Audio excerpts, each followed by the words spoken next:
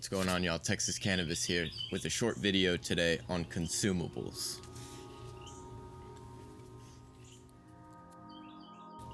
Now, as I talked about in the last video, the hot topic right now is whether or not you can buy legal CBD flower, and when you buy that flower, what exactly does the law say you can do with it or can't do with it. Now, I explained in the last video about how the smoke shops or the dispensaries can't sell you flower to smoke. It can only be made into other products, and that's what I'm going to talk about today. So all products must be tested, and what that means exactly would be that the flower that you use to make your products has to be tested. Now, if you're the producer, all of that gets taken care of through the process of growing the actual plants, and if you're buying that from a dispensary, then they're already going to have all the paperwork that you need to be able to produce whatever you'd like, whether it be like a tincture or a butter or an oil or a candy. Anything like that is legal. Now, speaking more about whether or not you're growing this plant yourself, let's say I'm growing my plot here. This is my registered facility, and I'm allowed to process my material here. Now, let's say that I have my plot at a different location, but I still want to do all my processing at home. I would still have to register this as a facility to process. Some interesting research I just came across yesterday, I think, in regards to dosages of CBD in order to get desired effects. Now, I think most people probably just automatically assume that your dosages of CBD will be similar to THC, being like a small dose being 10 milligrams, large dose being like 50 milligrams. But in actual fact, with CBD, depending on what exactly you're trying to get out of the drug, you could be looking at trying to take as much as 600 milligrams per serving to get required effects. I'm still a little bit skeptical as to what all this means, because as of right now, I've only seen one video from 420 Science Club, and it was, I think, one of their most recent videos, actually. I'll put a link in the description. You guys can go watch that.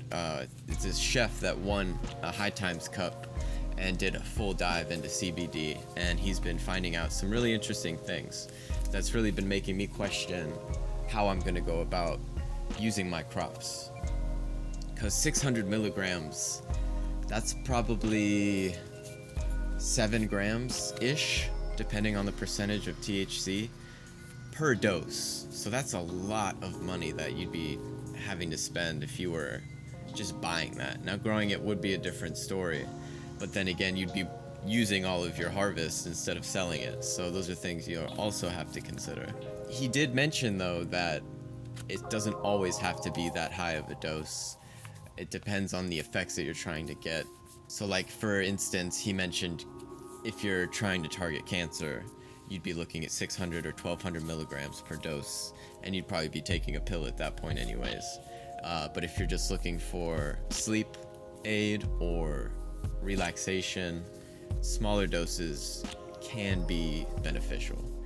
Another thing that I learned recently is that CBD can either have relaxing effects or stimulant effects in all different ranges of doses, so it really just depends on how it works for you.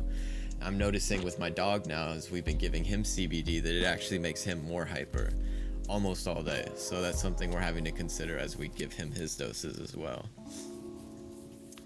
So just recently, I actually made a few tinctures, an avocado oil, and some butter, all for my dad.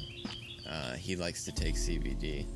So I'm considering maybe doing like a secondary playlist where I do some of my recipes that I've been using for years and years, and lots of research has gone into what the best methods are as far as decarboxylation, how long to let your product steep in whatever carrier oil you're using, all of those kinds of things. I think I might start doing a few videos like that in the meantime.